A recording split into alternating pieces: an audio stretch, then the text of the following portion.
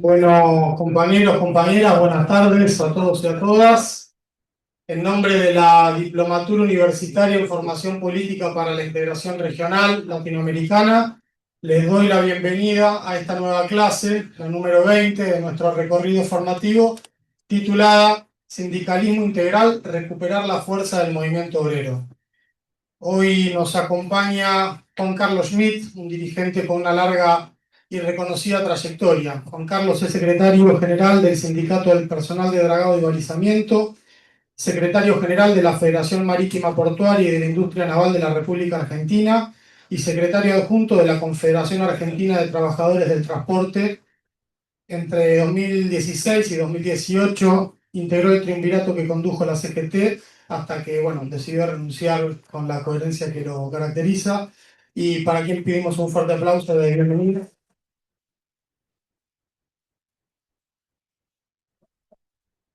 Además de su rol sindical, Juan Carlos es también un pensador y escritor. En 2016 publicó el libro El mensaje del pescador, que incluye la encíclica Laudato Si del Papa Francisco y la oración del general Perón en el quinto Congreso Eucarístico Nacional, enlazando la tradición histórica del movimiento obrero argentino con los desafíos contemporáneos.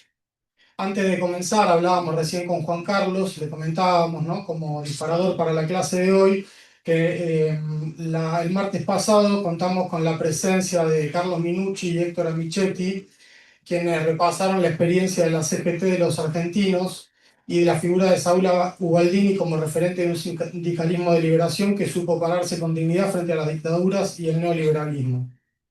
En marzo de 1968, el Congreso Normalizador que dio a luz esa CGT de los argentinos llevó el nombre de Amado Olmos, en homenaje al dirigente de la sanidad que había fallecido ese año. En los 60, Olmos ya hablaba de un sindicalismo integral.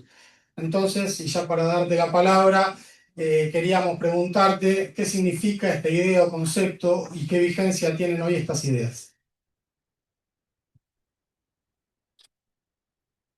Muchas gracias, compañero. Buenas tardes a todas las compañeras y a los compañeros. ¿Qué quiere decir sindicalismo integral? Yo era apenas un adolescente seguidor de la CGT de los argentinos en aquella etapa. Estaba haciendo los primeros palotes en el campo gremial en una década que estaba sufriendo enormes mutaciones y transformaciones en el país y en el mundo. Pensemos que estamos hablando de finales de los 60, Revolución Cubana, el término del colonialismo en gran parte del mundo y la más pugna en el medio de la Guerra Fría. Un hombre del campo popular, un pensador, José Hernández Arregui, decía que la clase obrera no necesita formación política. Su universidad es el sindicato. Los que necesitan formación política son la clase media. Creo que exageraba, don José, pero es cierto, porque en el sindicato, nosotros, hombres y mujeres del trabajo, aprendemos a debatir, aprendemos a argumentar en defensa de nuestros derechos, aprendemos a organizarnos para la protesta y aprendemos a ir construyendo ciudadanía. Para muchos hombres y mujeres, el primer paso hacia la ciudadanía se da adentro de los sindicatos. Entonces, a mí me parece que en su ADN histórico, el campo sindical ha ido construyendo ciudadanía, ha ido levantando y forjando sentido democrático y ha también, de alguna forma, ido moldeando la historia del mundo, del país y del mundo. Porque al fin y al cabo, a mí me gusta pensar que las grandes transformaciones de la humanidad, las revoluciones, los grandes cambios, siempre han estado motorizados por la clase trabajadora. Eh, por eso creo que el hombre que hoy ingresa al campo sindical y empieza a desarrollar su tarea, primero en la base, después en la comisión interna, en el consejo directivo y finalmente llegando a los lugares más altos de decisión, tienen la obligación de ir formándose justamente para dar respuesta a los desafíos de hoy, que no son los mismos que los de ayer. Por lo tanto, el cuadro tiene que tener una idea de lo que es la geopolítica, su lugar en el mundo, la producción, la ubicación de la sociedad en ese entramado de relaciones internacionales, y tiene que tener también una idea de la economía.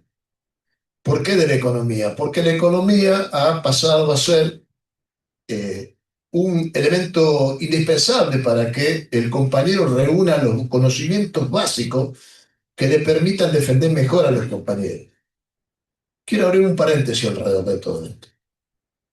En la década del 90, a nosotros perdimos todos los convenios en el área portuaria y marítima, de donde yo provengo. Eh, Era una desregulación parecida a la que han intentado hacer ahora.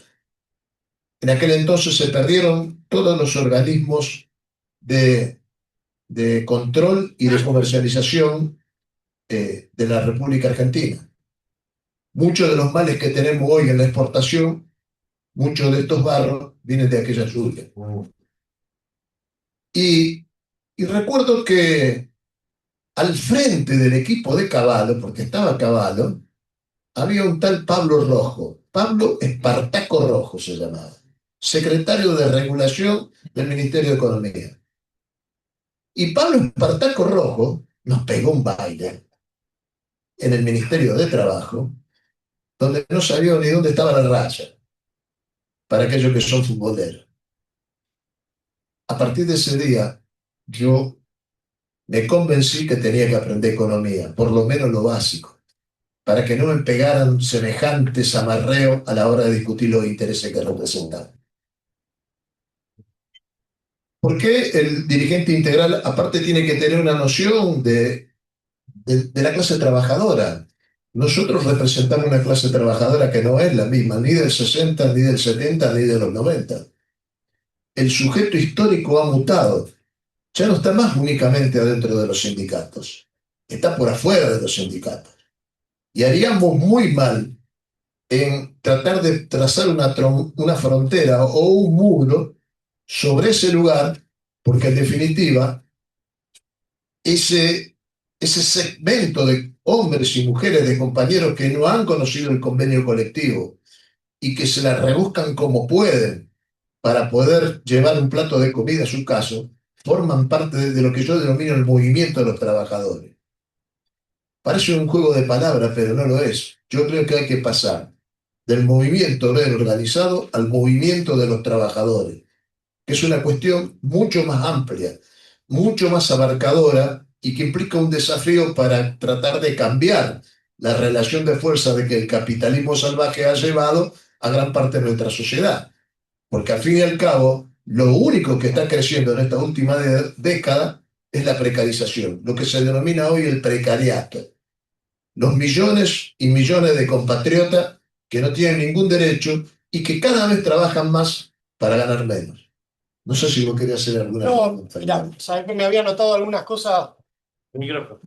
Perdón, estamos en sintonía. Yo me había anotado algunas cosas justamente en relación al sindicalismo integral.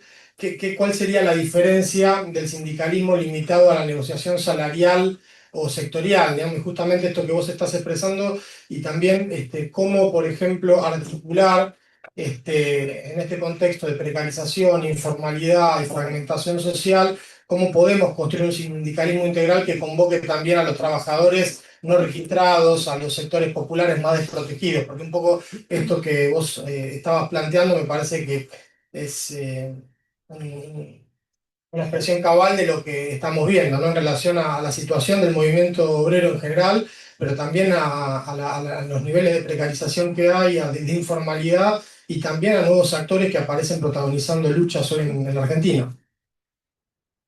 Sí, yo cuando estuve en la CGT, por primera vez a lo largo de su historia, la CGT abrió las puertas para un plenario de los movimientos sociales. Esa fue la primera vez que todos los movimientos sociales entraron en Azopardo y durante todo un día discutieron las perspectivas que tenían las organizaciones de cooperativas, los trabajadores cuentapropistas, el pequeño campesinado, los trabajadores artesanales. Y a posterior, en una jornada de lucha que lamentablemente no se ha repetido, pero fue una enorme movilización frente al Congreso de la Nación para que se sancionara el salario social complementario, si mal no recuerdo. Fue en noviembre de 2016 por ahí. Y recuerdo muy bien que aquella movilización estuvo muy bien marcada entre ese universo rico del movimiento de los trabajadores. Porque a la izquierda mía estaban todos los compañeros de la economía popular, cooperativas, organizaciones barriales, pequeños propietarios, campesinados, artesanales, gente de carne y hueso que se la rebuscaba para poder sobrevivir en el medio de una sociedad que no les daba lugar. A la derecha estaban los compañeros que tenían convenio colectivo, que le pagaban la hora extra, que tenían obra social, que tenían seguridad social. Y recuerdo que hicimos una intervención diciendo que allí, en lugar de haber una frontera, había una riqueza eh, gigantesca si se daba al movimiento sindical una tarea de unificar esa lucha. Lamentablemente, esto no se pudo traducir en la política, porque la política, más allá de los gobiernos nacionales y populares y de las experiencias fallidas que vinieron después, no comprendieron que lo que deberíamos haber hecho es transformar todo ese segmento en derechos y en trabajo registrado, justamente para que no tengamos los problemas del déficit fiscal, etcétera, etcétera. Desgraciadamente eso no se logró, se fue profundizando esa fecha, la política no le dio respuesta y terminamos con una sociedad y una economía tal vez cada vez más marcadamente asistencialista y con un deterioro de fragmentación gigantesco. Hoy pensemos que el mismo padrón que la Confederación General del Trabajo tenía ya por los 70, lo tenemos ahora. Tenemos exactamente el mismo padrón. Y afuera tenemos un padrón parecido de gente precarizada. De modo tal que cuando hablo de lo integral, el compañero que hoy ingresa al campo sindical no puede perder de vista esto. Porque de seguir de esa manera y seguir trazando fronteras, vamos a terminar mirando el universo siendo mayor el de la precarización que el que tiene derechos. Y yo creo que esto es una cuestión que se va acentuando día tras día y todavía desde el campo sindical y desde la síntesis política no hemos alcanzado. Juan Carlos, pensaba en esto que decías y lo relacionaba con algunas palabras del Papa Francisco, que se refería muchas veces a los compañeros de los movimientos sociales o que militan en ese ámbito como poetas sociales, y sé que vos has trabajado en la encíclica Laudato Si. Quería preguntarte qué es lo que te movilizó de ese texto y qué conexiones encontrás con la experiencia sindical argentina, quizá para entrar en otro andarivel de conversación, porque sé también, charlábamos antes con mi compañero Carlos López y vos hacías una reflexión al paso, pero muy profunda sobre la crisis de valores y de principios que estamos atravesando en este momento en la sociedad, para dar de pie en todo caso una reflexión en ese sentido. Y sí, creo que tenemos un reto por delante en ese sentido y que se lo tenemos que trasladar a la clase política, ¿no? Eh, eh, Nosotros tenemos crisis de liderazgo en el mundo, en la política, después de haber pasado una etapa donde ha habido fuerte liderazgo en América Latina, hay una crisis de liderazgo a escala mundial. Eh, Pensemos que está un personaje como Trump en la mayor potencia del mundo. Pero Trump fue precedido por Boris Johnson, por ejemplo, en Inglaterra. Entonces hay una crisis de liderazgo, hay una crisis de representación y hay una crisis social y económica y hay una crisis climática. Es decir, hay una convergencia de crisis que desafía la imaginación de toda la humanidad, solamente de los políticos, porque eso nos atañe absolutamente a todos. Entonces, ¿por qué yo creo que hay que volver a remarcar los principios y los valores? Porque eso, compañeros, que parece algo que está absolutamente sobreentendido, creo que hay que volverlo a subrayar. Hay que volver a poner en el pizarrón y repetir, como muchos de los más veteranos, 20 veces la misma palabra. Digo, la solidaridad y la relación humana sigue teniendo para todos, ¿no? Todos nosotros la misma potencia que tenía en la década del 60 o 70. Juan Pablo II decía que el sindicalismo es un movimiento de solidaridad. Francisco hablaba, cuando hablaba de nosotros, de los sindicalistas, que decía, nosotros somos los centinelas que estamos en el muro. Tenemos que defender lo que está dentro, pero tenemos que mirar afuera. Tenemos que mirar afuera para ver qué es lo que está fuera de nuestra frontera. Entonces, esto que está sobreentendido porque todos hablamos español, ¿de verdad está internalizado en nuestra mentalidad? La política, la política como ejercicio de la palabra, de la conversación. Porque la política es conversación, es discutir con el otro que piensa distinto, tratar de encontrar puntos de acuerdo, tratar de encontrar consensos y en todo caso confrontar, que muchas veces hasta confrontar es malentendido, se cree que confrontar es que salgamos a la calle y armemos el despelote. No, no es, eso es la última estación. Pero confrontar es discutir los enfoques, las ideas. Entonces, la conversación y la palabra siguen teniendo la misma potencia y fortaleza que tenían antaño. ¿Por qué digo? El sentido de trascendencia que tiene que tener la política como servidores.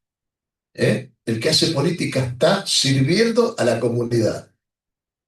Y debe tener sentido de la trascendencia. Es decir, a mí me gusta decir, lo digo también para mí, yo creo que esto también se tiene que hacer carne del sindicalismo. Yo, un hombre público que asumo un compromiso, que expongo mi energía al servicio de los demás. ¿Qué tengo que hacer en mi paso físico por la vida? Construir un escalón para que por arriba mío llegue alguien mejor que yo. Esto que me parece a mí, pero debería ser algo que es una realidad. Entonces hay que volver a repetir, compañeros y compañeras, todos los días el sentido profundo de la política, porque nosotros necesitamos volver a creer para volver a crear, porque tenemos que crear utopías, horizontes, ideales y nortes distintos a los que teníamos antes de esta enorme crisis que atraviesa hoy al mundo y a la sociedad argentina. En este sentido, Juan Carlos, si tuviéramos que definir en pocas palabras, ¿no? Si nos animamos a pensar un poco en voz alta, una hoja de ruta para un sindicalismo integral en el siglo XXI, ¿cuáles te parece que deberían ser o podrían ser sus ejes principales? Bueno, el primero de todo, me da la impresión que el primero de todo es dar cuenta de que estamos frente, porque aparece rápido el aplauso, estamos frente a una etapa donde lo que prima es el individualismo y el dinero. Es más importante tener que ser, y eso lo vemos todos los días, y eso lo vemos hasta en las pequeñas cosas, lo vemos hasta en el barrio. ¿eh? Estas cosas se han comido la personalidad del ser humano y se ha comido el sentido de comunidad de nuestro pueblo. ¿Por qué es tan fácil con el fenómeno de la droga que eso penetre en nuestras juventudes? Es decir, tener lo que los pibes llaman la llanta nueva, tener la pincha nueva. Es más importante tener que ser. Y este es un déficit que tenemos como sociedad. Hay que entender que eso Por supuesto que lo tiene que responder la política, pero también lo tenemos que responder nosotros. Nosotros tenemos que hacer una enorme reflexión para ver qué es lo que tenemos. Porque yo mismo me interpelo, digo, casi nadie tiene un solo televisor. Antes, cuando yo era pibe y se podía comprar el televisor, había un solo televisor en la casa. Y lo tocaba, como dice el del Midacho, y lo tocaba mi viejo, nada más, no lo tocaba más nadie. Bueno, hoy no es así. Es decir, hay pequeñas cosas que de verdad nosotros hemos caído en esa sociedad del consumo que implica multiplicar cada vez más cosas que a veces son inútiles, que no las necesitamos. Pero eso está a flor de piel en el conjunto de la sociedad. Y esta es una de las cosas que por lo menos hay que revisar. La otra cuestión, digo, el tema de el cambio climático, que está muy relacionado con el patrón de consumo. ¿Eh? Todos los bienes que hoy se fabrican en el mundo están hechos para que a los 5 años lo tiremos el carajo. Antes era muy distinto. Bueno, hay kilómetros y kilómetros de informes que implican que llaman a que haya otro patrón de consumo y que eso está tentando contra la supervivencia del equilibrio climático, que hoy todos sabemos que no es un invento de los grupos progresistas. Un obtuso como Milei o como Trump o como el propio Bolsonaro únicamente está hablando. Pero hay inundaciones en todos lados. En la principal potencia del mundo hace pocos meses tuvo prendido fuego Los Ángeles y con todo el avance tecnológico no lo pudo dominar. De modo tal que acá hay cuestiones que de verdad están poniendo en riesgo lo que Francisco en Laudato Si habla de la casa común. Habla de que hay que cambiar ese enfoque porque nos va la vida sobre nuestro planeta. Con esto capaz me das pie para convocarte otra reflexión. El Papa Francisco nos hablaba de que estábamos viviendo estamos atravesando una tercera guerra mundial en cuotas, ¿no? Para referirse a lo que está pasando en el orden internacional. Eh, Desde tu trayectoria y también estando al frente de la Federación Marítima Portuaria y de la Industria Naval de la República Argentina, entiendo también que has estado hace poco en una actividad vinculada a la soberanía y al Canal Magdalena. Y quería convocarte quizá a una reflexión en relación que, digamos, nos puedas dar algunas palabras. Vos hablabas también de la importancia recién de la geopolítica en la formación de los cuadros, ¿no? Así como hablabas de la cuestión ambiental, de la economía. Sé que sos un hombre que piensa el mundo y estos días estamos atravesando una situación muy delicada en relación a una posible pérdida, aumento en la pérdida de soberanía con la entrega que está haciendo el gobierno de Milei con un nuevo, no está muy precisado, no se conoce bien la letra chica de este endeudamiento con el Tesoro norteamericano. Se habla incluso de que podría tener aspectos que vinculen entrega o aspectos de nuestra soberanía. Hay algunos que decían, como desconocían la letra chica del posible préstamo, de que eso podía estar vinculado a enajenar recursos naturales. Disculpame si me fui un poquito por las ramas, pero quería convocarte quizá alguna reflexión en este sentido de la geopolítica, de tu rol en la federación y pensando algunos elementos que consideres importantes en la formación de cualquier cuadro político. Eh, nosotros, el tema de la soberanía, a mí me gusta explicarlo no desde el punto de vista de lo físico, de lo que más se ve, de lo territorial, de lo que a veces mueve la emoción rápida, que es la bandera, o, o de determinadas cuestiones. A mí me gusta hablar, y en una casa como esta, que tiene que ver con la energía y todo eso, lo van a comprender tal vez más rápido. A mí me gusta hablar de la soberanía del conocimiento, porque nadie defiende lo que desconoce. Si los argentinos no tienen el nivel de información preciso de lo que significan sus riquezas naturales, y sus riquezas culturales y sus riquezas patrimoniales, difícilmente accedan a movilizarse o a pelear por ello. Porque, vuelvo a repetir, para defender algo, uno lo tiene que conocer. ¿Por qué a mí me parece importante esto último que está ocurriendo? Que dicho sea de paso, para no andar exagerando ciertas etapas de la vida nacional, donde de repente recuperamos toda la soberanía y todo demás, discúlpenme, pero yo en esto quiero ser muy honesto, para mí es tuvo un enorme macaneo. A veces hemos estado cerca de recuperar más o menos cosas, pero nunca recuperamos nada y todo. Cuando yo les hablo de esa desregulación de los 90, en la mejor etapa nuestra, durante el kirchnerismo, nos devolvieron los convenios colectivos de trabajo, pero los resortes básicos de la nación para controlar el comercio exterior no volvieron nunca. No volvieron nunca. Por ejemplo, voy a señalar uno. Por ejemplo, no volvió nunca la Marina Mercante Nacional. Y nosotros perdemos alrededor de 6.000 millones de dólares anuales por no tener bodega nacional que nos permita transportar lo que producimos.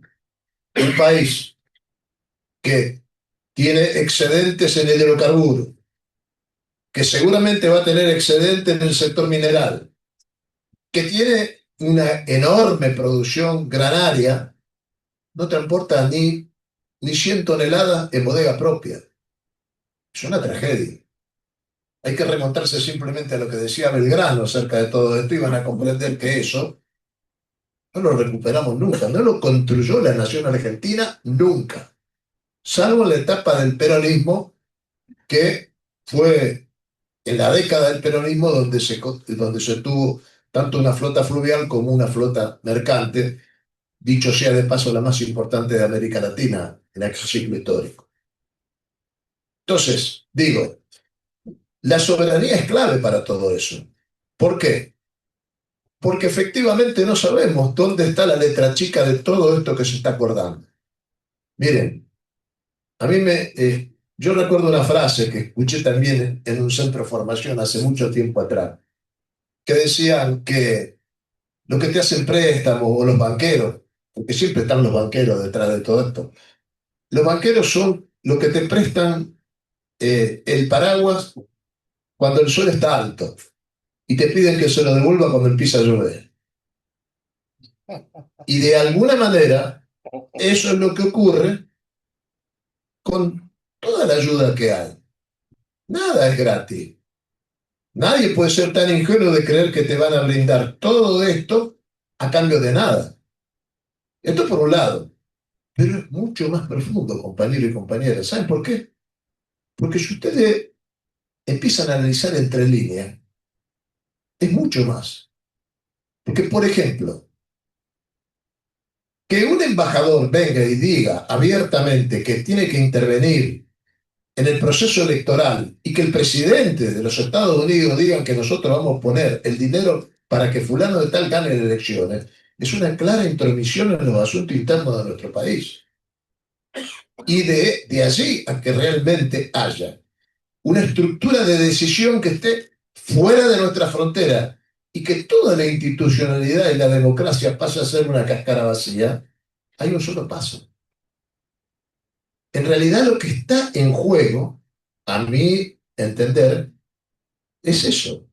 Porque cuando tengan todo eso, todo lo demás va de suyo que termina siendo administrado, explotado y comercializado a través de las distintas líneas de dominación que establezca el imperio. Y es así de sencillo. De modo tal que estamos frente a un problema de soberanía en términos de los recursos naturales, pero estamos frente a un problema de soberanía de las decisiones que tiene que tomar la nación argentina. Y me da la impresión que todo esto que por allí tiene algunas denuncias y algunas voces que se levantan, todavía no ha tomado el cuerpo necesario para que la política lo ponga al tope de la agenda.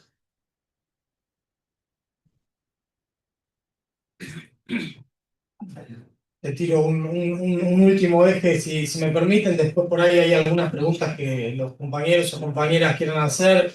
Entiendo que está circulando algún papelito que me hacen llegar por acá. Eh, Convocarte a una reflexión en torno, estamos próximos a arrancar octubre, en poquitos días tendremos el 17 de octubre, con lo que significó ese parteaguas en la historia de nuestro país, 80 años el 17 de octubre. Y creo que también pensando un poco algunos de los conceptos, tratando de articular algunos de los aportes que hacía el compañero Juan Carlos, eh, en relación a la importancia que tiene la participación y el protagonismo popular en la historia, ¿no? Porque está claro que tuvo la gestión de la Secretaría de Trabajo y Previsión, pero estuvo también ese parteaguas que fue esa histórica movilización que cambió para siempre los destinos de nuestro país, ¿no? El surgimiento del peronismo. Estamos próximos a cumplir 80 años. Uno podría decir que, como vos señalabas, estamos en una crisis en relación, que se expresa en que esté gobernando un hombre como Milei. Eh, y qué mensaje o reflexión, incluso pensando en los jóvenes, las compañeras y compañeras más jóvenes, las jóvenes generaciones, con esta crisis también que estamos atravesando de principios y valores en base a tu experiencia histórica, tu recorrido y tu trayectoria, ¿qué nos podés decir en este sentido? Yo digo que al principio hay que entender el momento que estamos atravesando.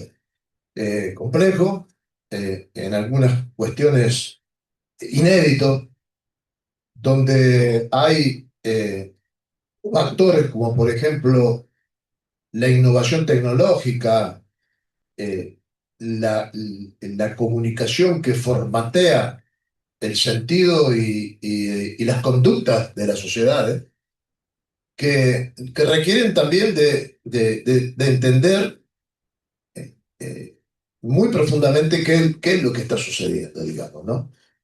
Eh, Hoy en el mundo, en muy pocas sociedades y en muy pocas civilizaciones, el tener muchos años sigue teniendo valor.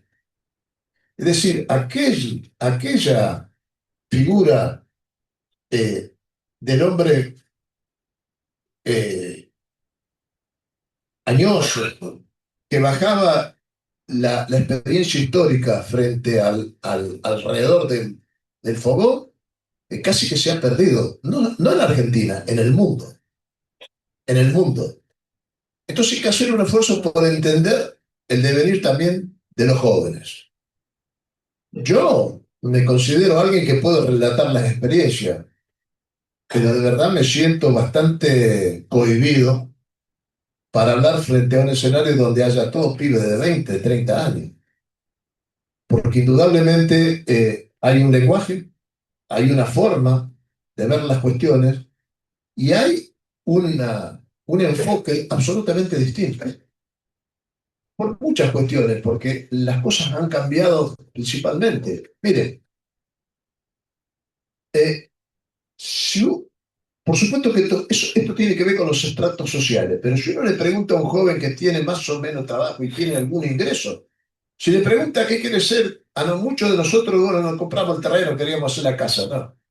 Hoy a la mayoría le preguntan eso y seguramente va a decir otra cuestión. Bueno, hay que examinar qué cuerno es lo que está pasando, porque lo que no podemos hacer es darle la espalda a esa nueva situación que hay de abordaje. Pero lo que sí podemos hacer es decirle, miren, el hecho de que nosotros estemos en una civilización regida únicamente por el ahora es un error, porque al fin y al cabo el tiempo y el reloj es algo que inventó la humanidad, pero el tiempo sigue pasando para todo el mundo, por más que nosotros tratemos de atraparlo, o en el almanaque o en el reloj.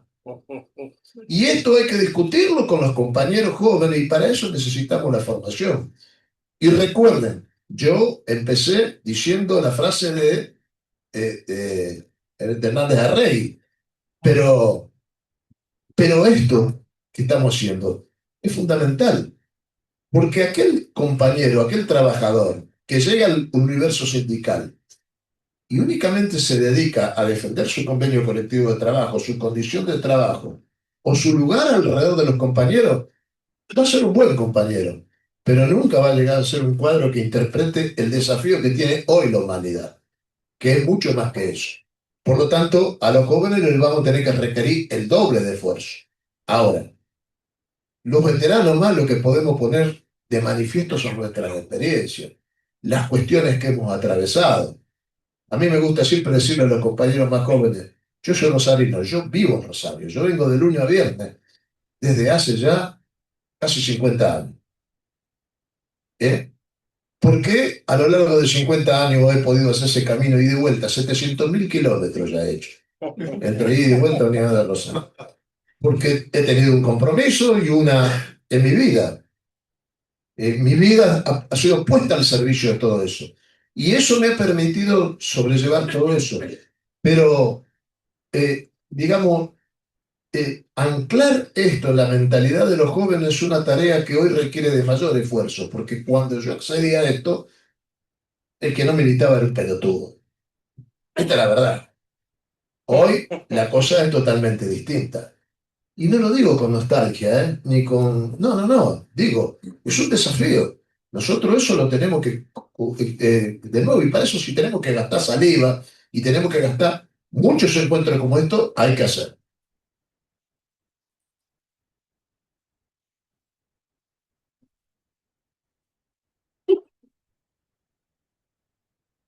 Juan Carlos, me hacen llegar una pregunta que no sé si te compromete, si es apropiada, no lo decimos con sutileza, pero bueno, estamos plantea un compañero, estamos en un proceso de renovación de autoridades de la CGT, hay público, digamos que hay un debate en torno al camino que va a emprender con su nueva renovación de autoridades. Preguntan cómo vislumbrás la nueva CGT a partir de noviembre. Lo primero que quiero decir es que la CGT tiene un programa. Digo, por ahí muchos se van a decir, no, pues hay intervenciones, opiniones de compañeros que dicen, la CGT no tiene programa. La CGT ha escrito ríos de tinta hacia donde tenemos que ir. El problema es de ejecución. El problema es cómo ejecutamos el programa y quién lo ejecuta. Entonces, para los compañeros de base que están acá, cuando le digan, son todas macanas, hay un programa. Hay que ordenarlo, actualizarlo, listo. Eso es lo de menos. Ahora, hay que volver, desde mi punto de vista, yo ya lo he manifestado en el Consejo Directivo y todo, a la forma tradicional. Porque si hay un triunvirato, es porque no hay síntesis. Y si hay un triunvirato, es porque hay tres vertientes. Y si hay tres vertientes, vamos a armar una lista única, pero no una lista de unidad. Vamos a armar una lista única, pero no una lista de unidad. Entonces, ¿quién les habla está? Porque volvamos a la forma tradicional. Y también quiero ser muy honesto con ustedes y con los que están en el Zoom. Si me preguntan quién, no lo sé. Pero lo tenemos que construir, viejo. Porque si este sindicalismo fue capaz, no me voy a remontar a los 50, pero fue capaz de tener a un hombre como Saúl Ubaldini a la vuelta de la defensa. Y después, con otras características y con otro abordaje, fue capaz de tener un Hugo Moyano. ¿Por qué carajo nosotros no vamos a volver a construir una diagonal entre esos dos estilos y tener un liderazgo? Ese liderazgo es el que va a influenciar la política para no ser furgón de cola del partido o de los gobernadores o de los diputados o de los tipos que siempre nos ponen a un costado mientras ellos terminan haciendo las leyes que muchas veces se vuelven en contra de lo que nosotros pensamos.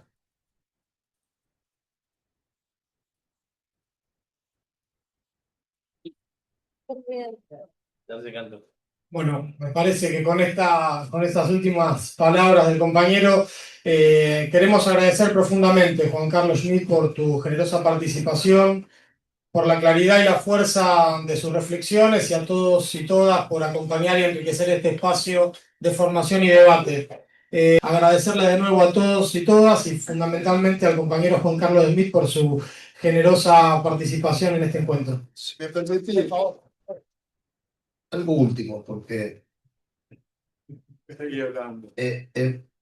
Mire, compañeros, nosotros somos sujetos de dignidad.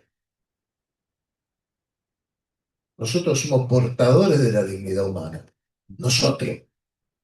Eso se tiene que convencer cada uno de ustedes. Nosotros somos portadores de la dignidad humana. Viene del fondo de la historia. ¿Eh? Los portadores de eso eran anarquistas y socialistas mucho antes que apareciera el peronismo. Nosotros somos eso. Somos el sujeto de la historia, vuelvo a repetir. Porque cuando nosotros entramos en la historia, cambiamos las relaciones de poder en la Argentina. Y eso lo hicimos nosotros. No lo hizo ninguna otra clase social, ni el empresariado, no, fuimos nosotros los que hicimos eso. Y nosotros, compañeros y compañeras, hace apenas poco menos de 200 años que estamos arriba del escenario social y político del mundo. Porque los sindicatos llevan ese tiempo en la historia.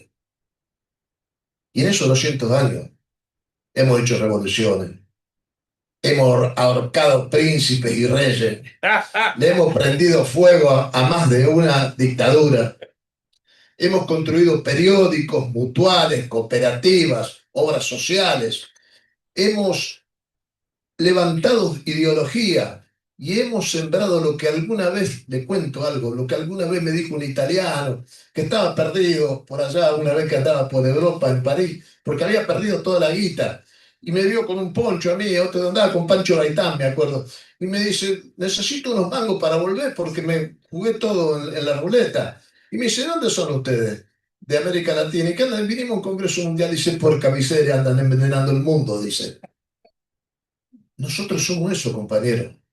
Y por más que haya pasado el tiempo y todo lo demás, tal vez nuestra forma y nuestras estructuras cambien y tengan transformaciones muy profundas, pero nosotros vamos a estar siempre parados ahí. Porque mientras exista la injusticia y la relación desigual entre el capital y el trabajo, nosotros tenemos razón de estar sobre este planeta.